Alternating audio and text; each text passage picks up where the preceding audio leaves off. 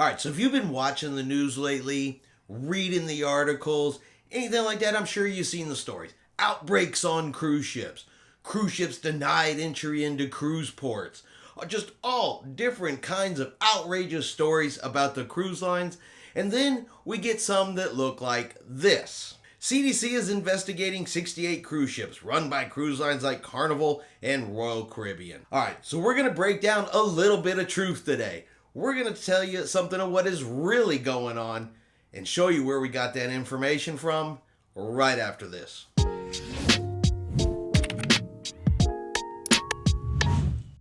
Chris here with High Seas Cruising, and welcome to today's video. All right, CDC investigating the cruise lines. What's actually going on with that? Well, this all started because the CDC has updated their cruise ship tracker, and yes, about 68 of the roughly 88 cruise ships on there are in a yellow status. Okay, and the yellow status, according to the CDC, is the CDC is investigating, but there is a little bit more to that than they kind of let on in these stories, all right?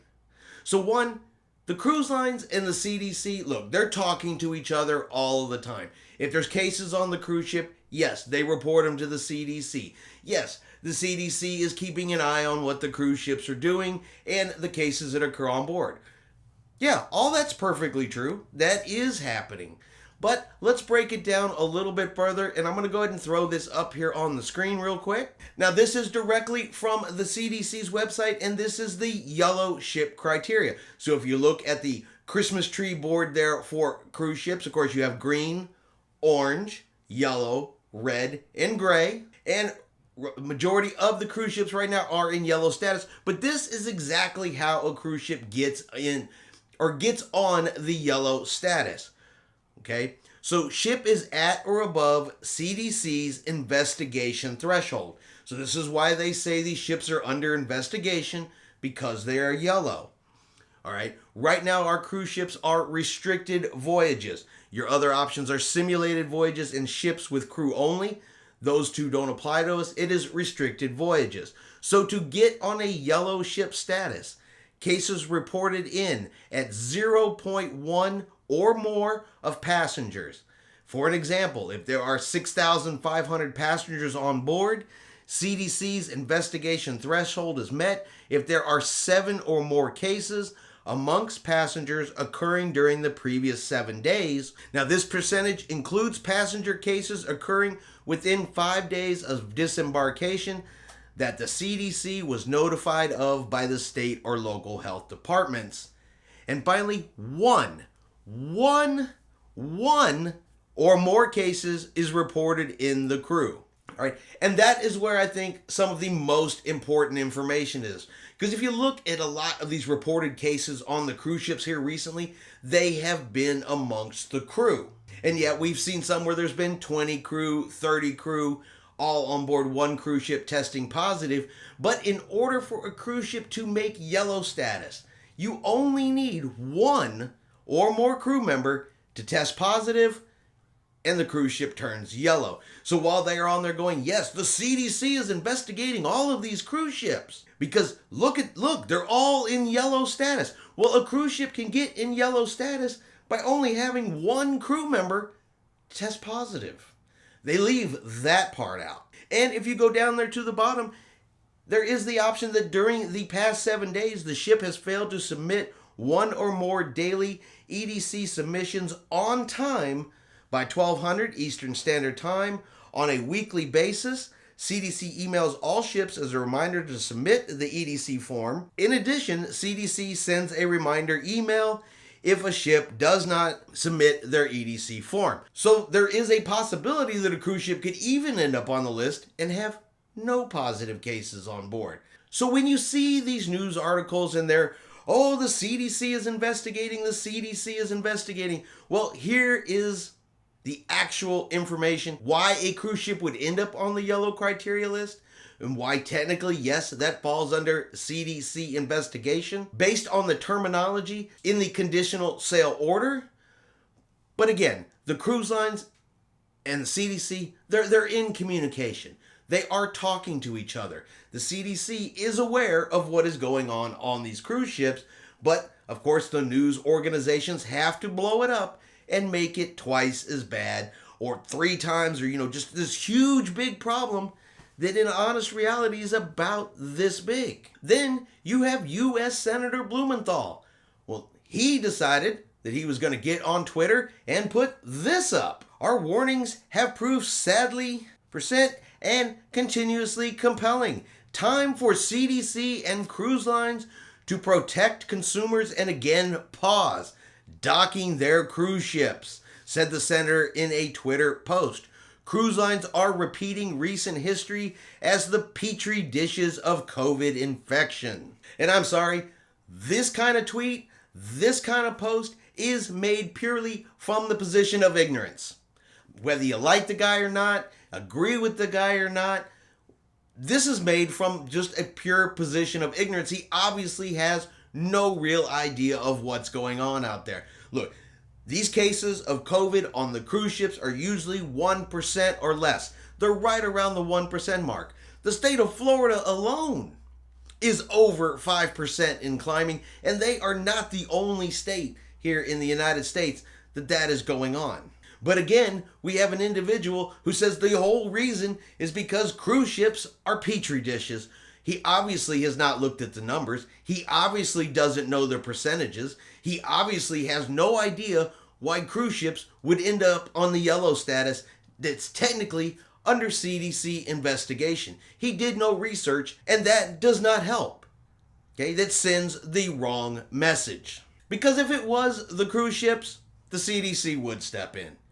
If it was as bad as these news agencies make it out to be, if it was as bad as this senator wants to put out there that the cruise ships none but need to come to a stop and dock their ship, well, I find that funny because the CDC has updated their guidelines and protocols for COVID-19 as far as it goes, as far as quarantine and isolation is concerned. Well, the CDC is now recommending that if you test positive or are exposed to COVID-19 and you are asymptomatic, that at most you need to isolate for 5 days down from the 10 days, and then after that, wear a mask for 5 days. And this is both for vaccinated and unvaccinated. They even go on to say that, look, if you are fully vaccinated and you've had the booster shot and you're asymptomatic, and just because you've been exposed, you know what? Isolation may not even be required, and this is all due in part to the Omicron variant, which has very mild symptoms, way less hospitalization. Yes, it seems to be easily transmitted. It's moving around pretty quickly. But the majority of people that are testing positive are asymptomatic. They don't even know they have it. They don't even know it's an issue. They don't even know it's a problem. The crew that's getting it are asymptomatic. So even the CDC is lowering the quarantine requirements for those that are testing positive. Why? Because it's not as severe as some of the previous variants. So if the CDC is lowering the protocols, the CDC and the cruise lines are in conjunction with each other. They're talking to each other. Each other is aware of what's going on. What is the point of news articles talking about outbreaks on the sea and cruise lines need to protect the consumers and dock their cruise ships because they're petri dishes? I mean, come on. But look, you are starting to see this kind of stuff out there in the cruise ports that we go and visit as well. Because there have been cruise ships that have been turned away recently. One of the most recent is the Carnival Panorama down in Puerto Vallarta. They had positive COVID cases on board amongst the crew, and the port there determined that they were not going to allow the passengers to disembark, so the Carnival Panorama continued on instead of stopping there. Now, you'll probably have noticed that it's been Puerto Vallarta for both the Panorama and for Holland America. Down on the ABC Islands, we've had issues down there with Royal Caribbean and Carnival and them not allowing cruise ships to dock due to positive COVID cases on board. But listen, look at that.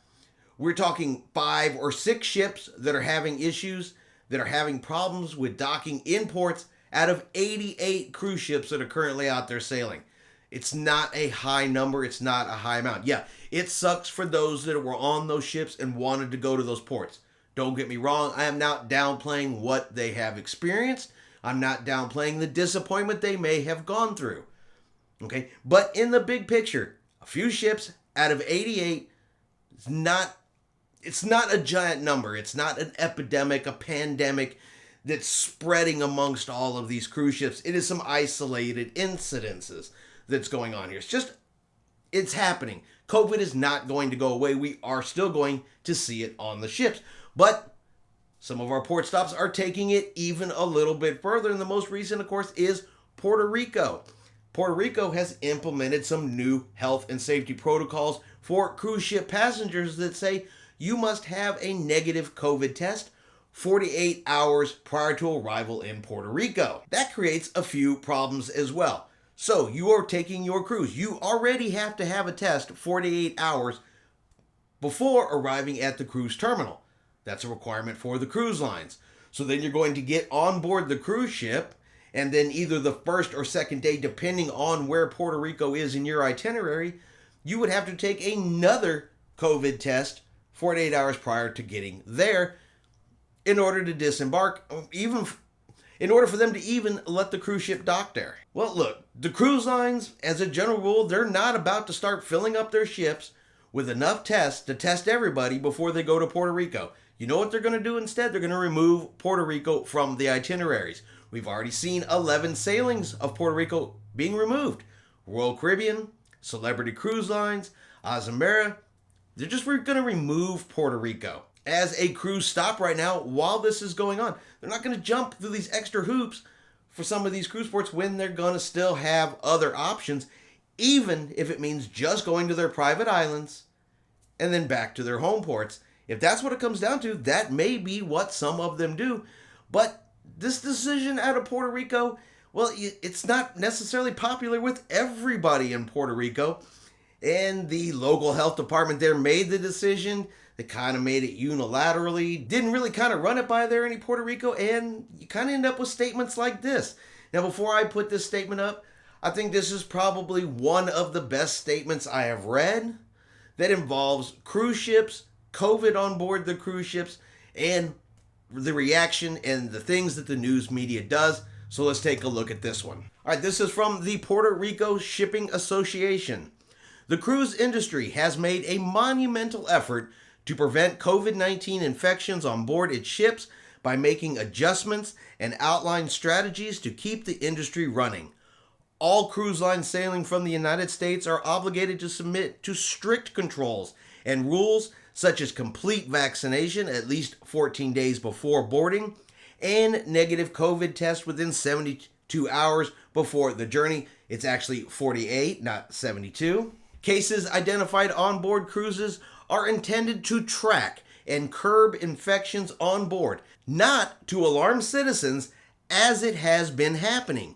The main focus has always been to monitor and detect cases in order to respond to spread on board.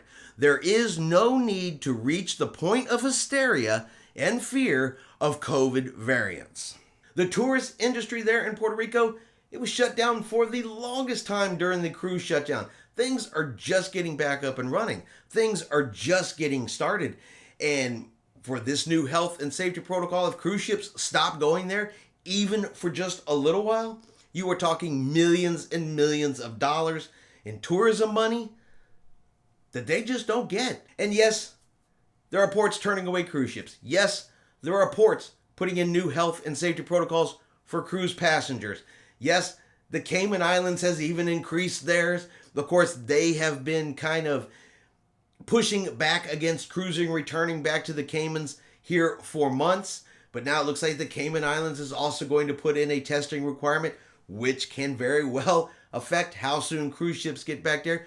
But while this is all happening to the cruise ships, I'm curious, has anybody seen the story, read the story, or actually had it happen to them, where if they fly into these places, how difficult is it to do that? I do believe that there is some kind of bias against the cruise lines that seems to spread out, but in my opinion, the facts do not support it. But I've given you the most recent facts that I have. I've shown you where this information comes from. I've shown you examples of how cruise ships can end up on the yellow category and under CDC investigation. So let me know what y'all think below. Is it warranted? Are the news medias being fair with the cruise lines? Or are they just doing their own thing? And as cruisers, we're just going to keep on cruising because it's fun. It's the right thing to do. And to be 100% honest with you, I feel 100% safer on a cruise ship than I do down in my local department store, Walmart, Target, the grocery store, whatever the case may be. There sure is no COVID test to get in there. So which is really safer? There's no COVID test to go to the airport. There's no COVID test to get on the airplane. And go on there and take a look at some of the pictures at Disney, whether it's Disney World or Disneyland, from Christmas and what they are expecting for New Year's. People shoulder to shoulder, packed in like sardines, and no COVID test is required. I wonder again what the percentage would be coming from there. Is it really greater or is it less than the percentage you would see on a cruise ship? Y'all let me know what y'all think below. Alright, I hope you have enjoyed today's video. If you have, do me a favor and smash that like button. Have yourself a great day, and like always, we will see you out on the high seas.